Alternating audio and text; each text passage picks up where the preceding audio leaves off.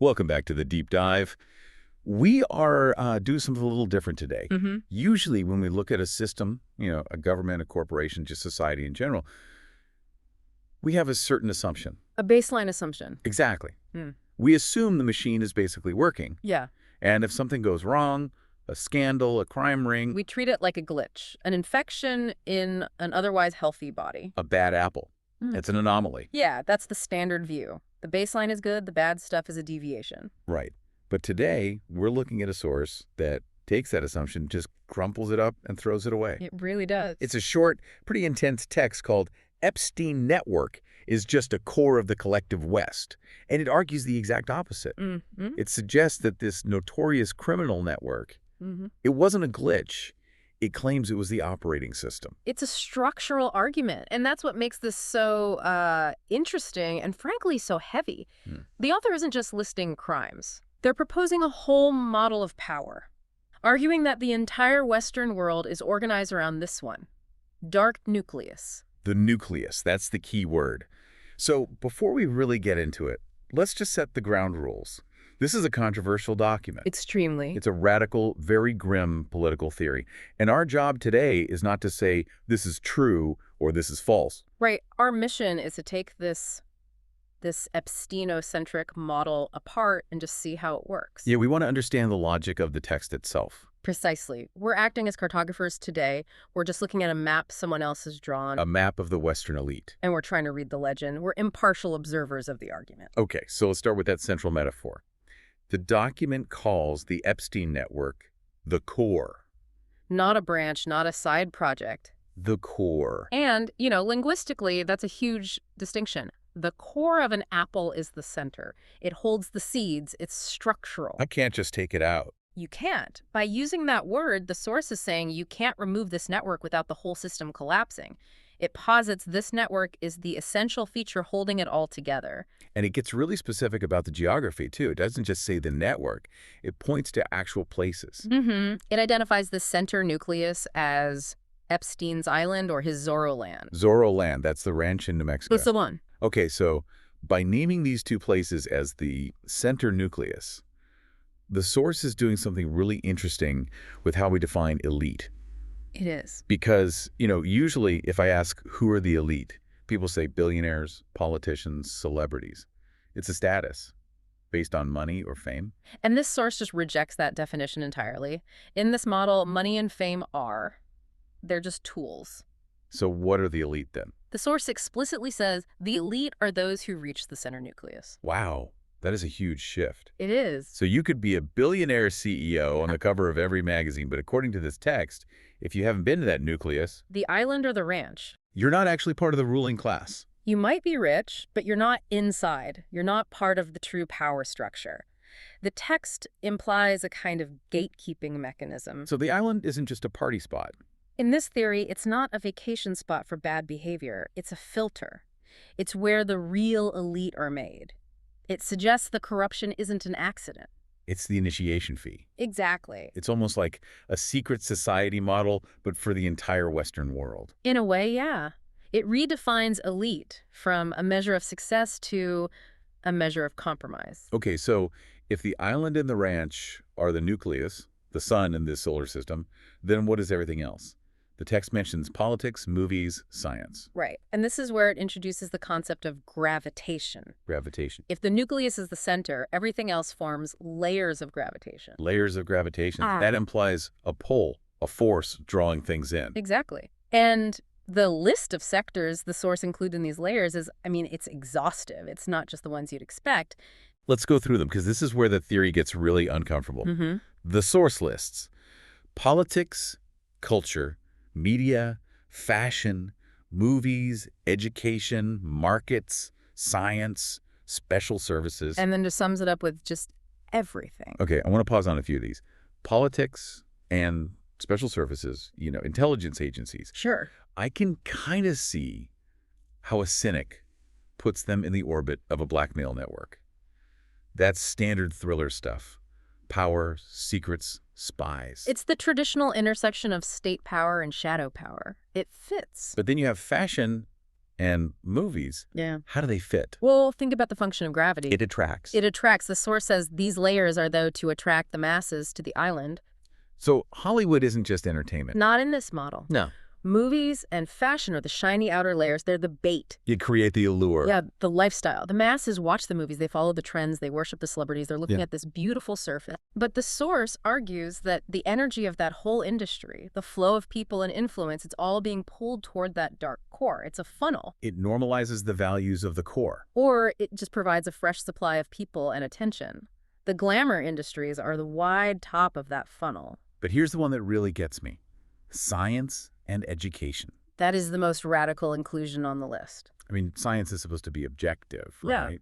The pursuit of truth. Education is about enlightenment.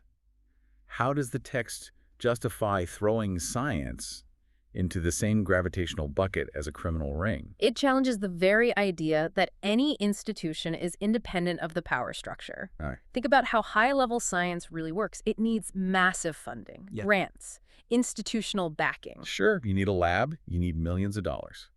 And where does that money come from? Yeah. Who sits on the boards of the universities? Who funds the foundations that give out the grants? Those same people. The source is arguing that even science, which we think of as pure, is tethered to this same nucleus. If the funding and the prestige are controlled by the elite, As defined by the nucleus. then science itself just becomes another layer of gravitation. So a scientist might think they're just curing a disease or exploring space. Yeah. But if their funding, their awards, their whole social circle is orbiting this core. They're part of the system. Yeah. The source argues you just can't separate the noble pursuit of knowledge from the corrupt source of power that sustains it. It's a totalizing view. It is. It says there's no clean money and no clean prestige in a system where the core is rotten. That is incredibly bleak. It basically says there's no escape. Yeah. If you're participating in the system at all, voting, watching a film, getting a PhD, you are spinning in this gravity well. You are part of the architecture. You might be on the outer rim, far away, but you're still in the orbit. Which brings us to how people actually move through this system. Yeah. The source has this very specific idea about the trajectory of success. A roadmap, yeah. And I found this part maybe the most cynical bit of the whole thing. It says it doesn't matter where you start from. Mm-hmm. And then it lists the starting points again. Education, business, fashion, politics. Mm-hmm. But then it adds prostitution and crime to that same list. It just levels the playing field in a very disturbing way. It's treating science and prostitution as, what, two different entry doors to the same building. That's the structural argument again. To the nucleus, it doesn't matter if you enter as a Nobel Prize winner or as a trafficker. You're both just resources. You're both climbing the same ladder, and the moral distinction between legitimate work and criminal work just dissolves. And what happens when you climb that ladder? The text says if you make real success in your career, you reach Epstein Island.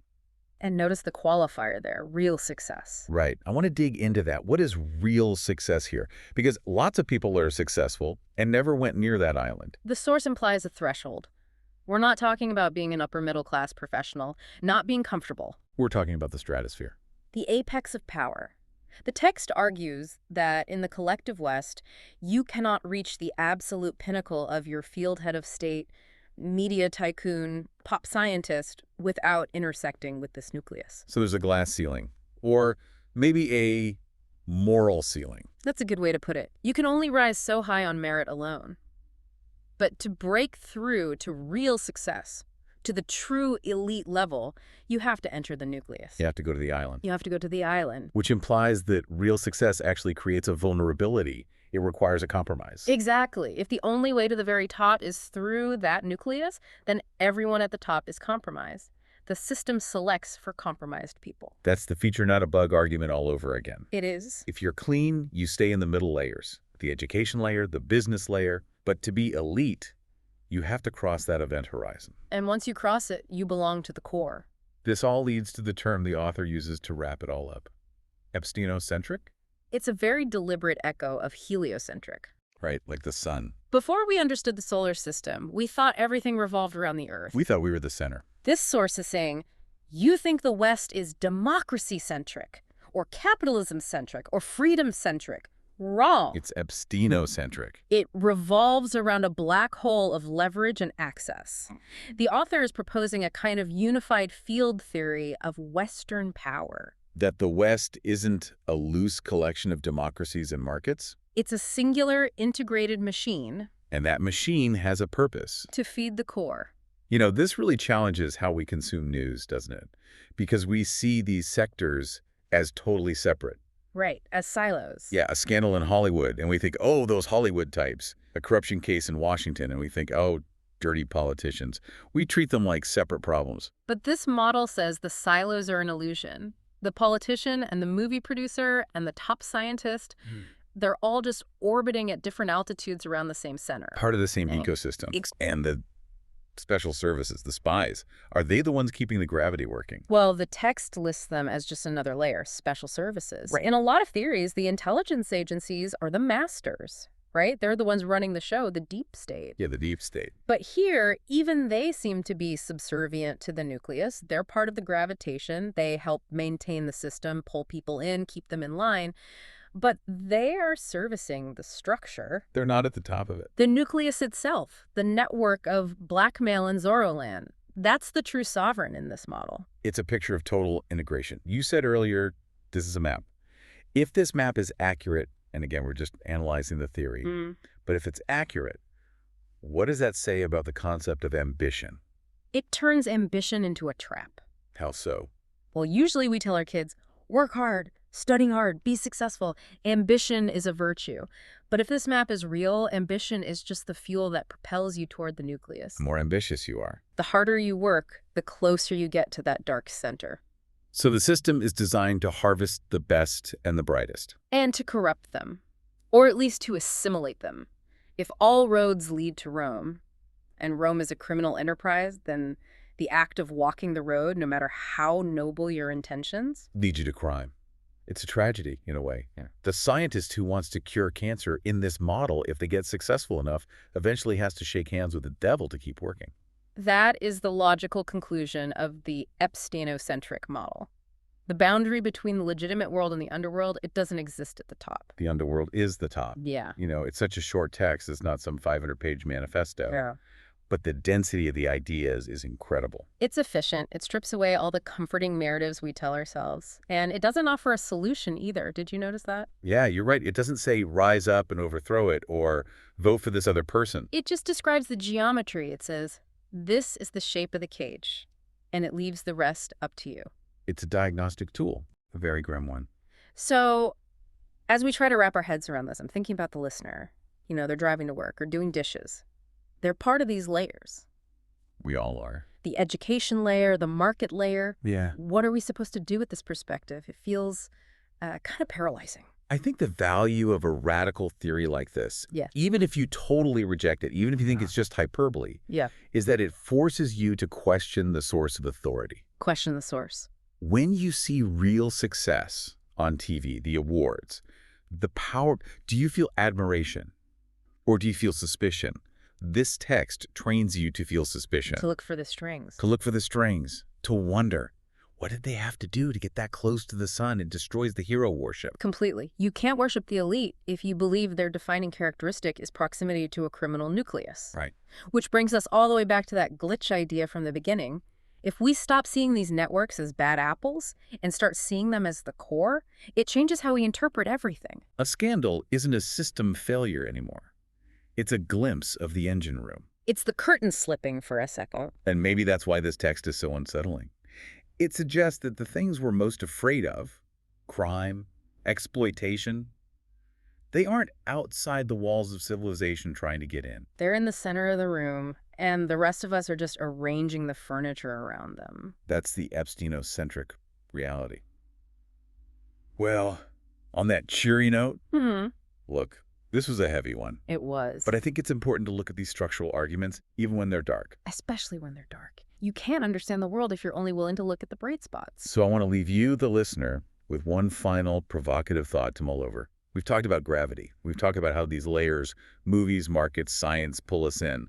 If this theory is right, and the whole system is arranged to validate and protect that core, how much of your own worldview, the things you think are important or successful, has been shaped by that same gravity? Are you looking at the stars? Or are you just staring into the center? That's something to think about. Thanks for taking the deep dive with us. We'll see you next time. Stay skeptical.